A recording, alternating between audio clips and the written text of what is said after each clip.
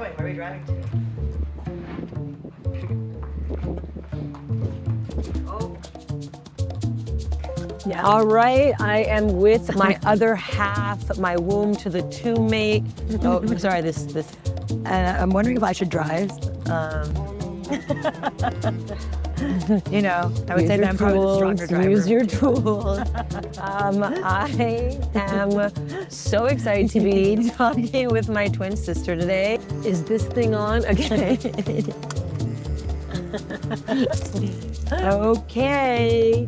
We outie five. Do you know do you have your questions? Sure do. Oh God.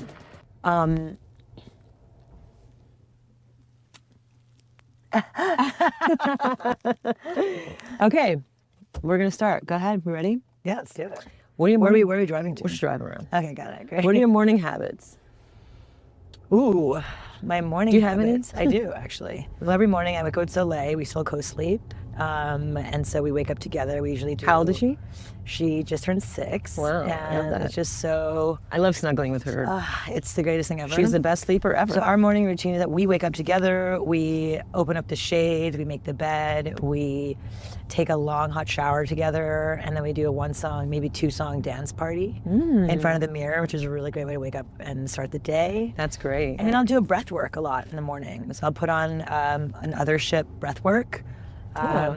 Yeah, and I'll just do Every like morning? every morning. Wow, Yeah. okay. Like a 5-minute breath work, which has actually been really game changing for my nervous system. I love that. And then I'll do Like walk me through like a. Like yeah, no, it's like a giant. No. Like, is it like very masculine? No, it's actually Like- like no, it's just kind of box Like, breath. okay, like for- but guided. Basically, like, I love it's like guided. guided gratitude breath. What are your bathroom habits? You like a morning pooper, nighttime pooper? I would say I'm definitely a morning pooper post matcha or post tea or post green juice. Okay. Are you bidet or toilet paper? Bidet. Tushy bidet, Always or- Tushy 100%. It's literally my favorite thing. Honestly, it's ruined every bathroom experience for me. Just like Daybreaker has ruined every dance party for you, it sounds like. Yep. But I literally cannot go to any other bathroom now if there isn't a Tushy bidet in there, because I just walk out of there feeling truly disgusting. What's your favorite snack? Speaking of poop, what's your favorite snack? Honestly, like obviously everyone knows is popcorn. If you know me, you know that my number one favorite snack is popcorn. My favorite popcorn specifically, brand Bjorn corn. Not an ad, none of this, not an ad. But I just probably eat a bag every other day. It's Come It's like on. nutritional yeast popcorn. Sorry to give it love. That's an inflammation. Not really. It's just like nutritional yeast, which is like Okay. really good for you. I don't know. What is a silly thing you like to do for fun? Oh my God, I love all things dancing. I just feel so playful and silly, and Soleil and I make up games when we dance together.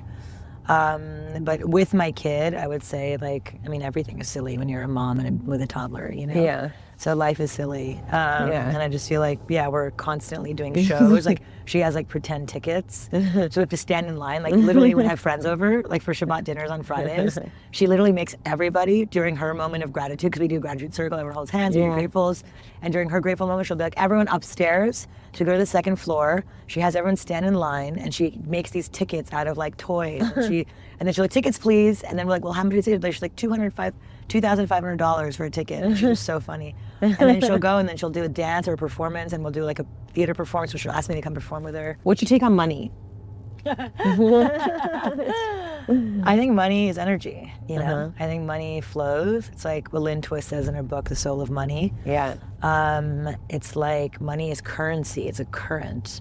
So it needs to flow. If you literally put it all in paintings and properties, it just stops the flow of money. Money is meant to, you pass it from hand to hand. Circulate. It circulates, it moves, it's energy. And again, we live in such a wealth-based and wealth-focused, toxically individualistic society that we forget the importance of the flow and of the energy.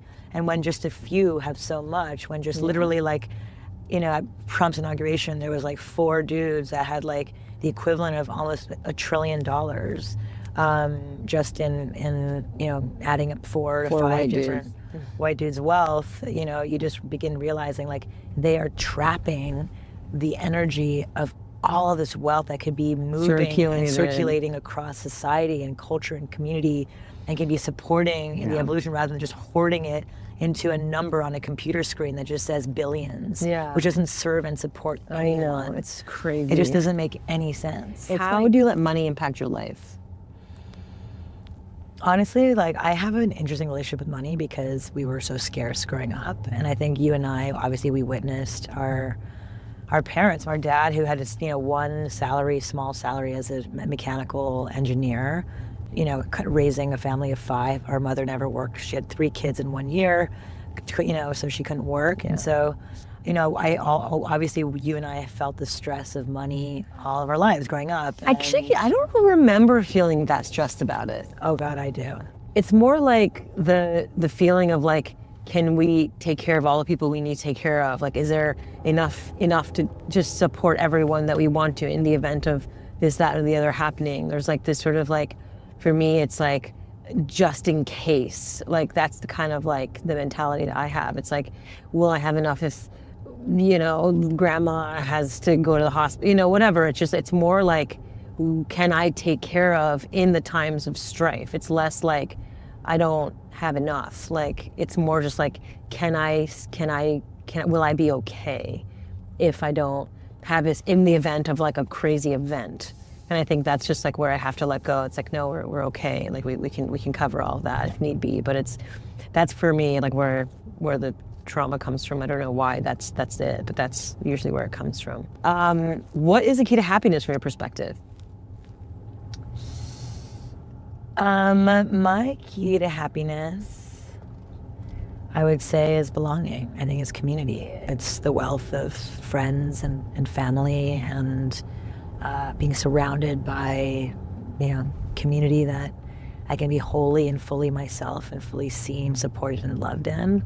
And I think, I think that's sort of the most important thing, especially as I get older. I realize like nothing else, not career, not anything matters more than friends and family. And the key to happiness is meaningful relationships. What's your take on power?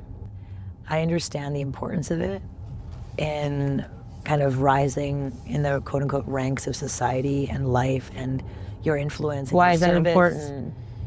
Because you can see all your service from that place. To me, we have to rise in the ranks.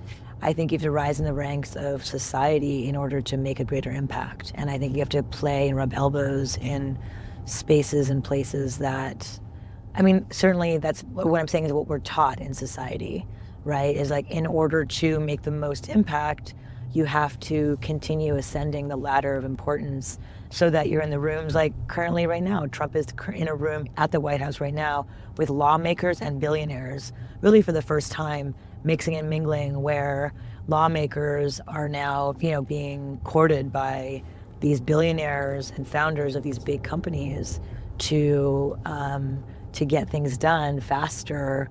And the power dynamics of that is just that like an everyday person is not going to be in that room to actually get large scale things done. Okay, what's the secret to a great relationship? Listening to your nervous system and taking care of their nervous system. So if all our focus is like what makes their nervous system happy and what makes my nervous system happy, if we can fully articulate and find that connection with our partner, we're together for life. That's the first thing. Nervous system for the day-to-day. Second, to me, is soul, spiritual connection. I think that having a physical, doing, adventure connection is going to take you maybe 5 years. You can take it to 5-10 years. You can travel the world, you can do things, you can be, you can do, you can go out.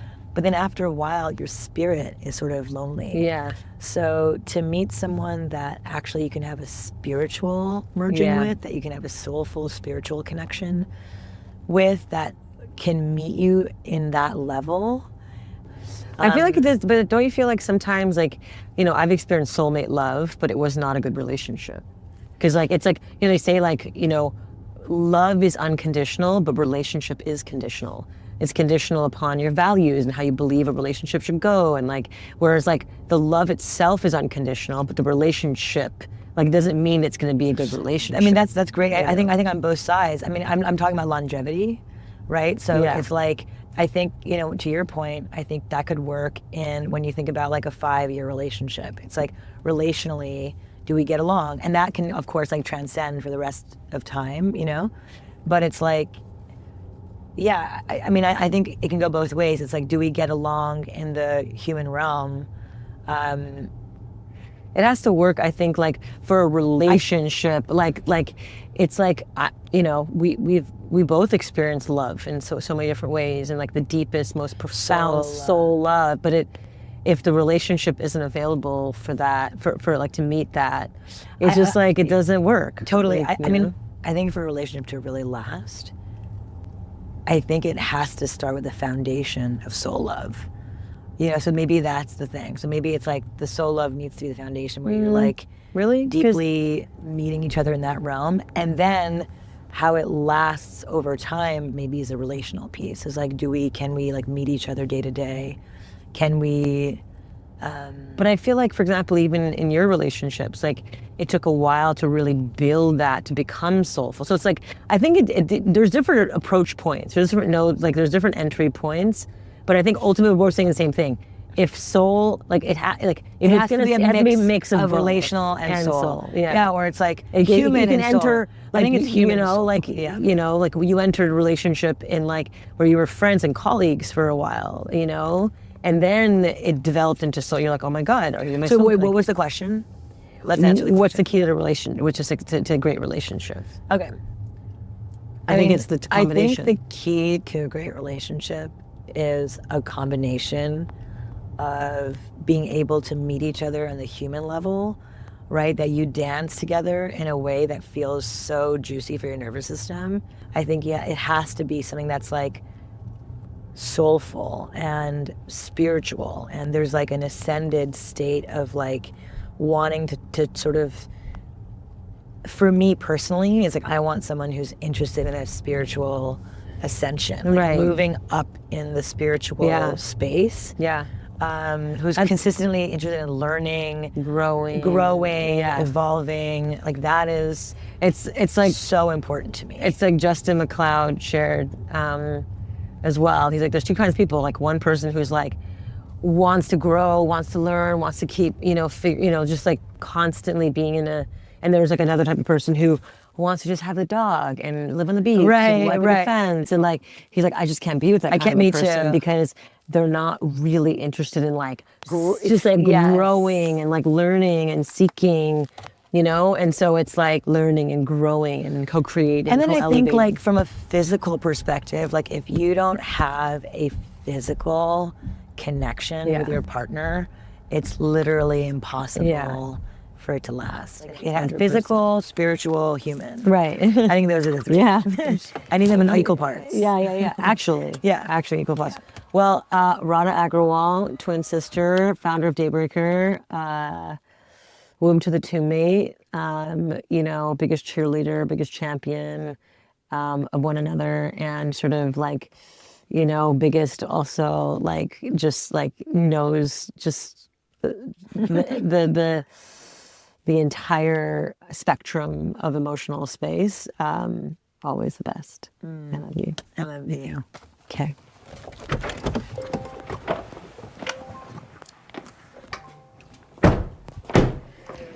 That was great. What do you think, Mickey? Good. Okay, let's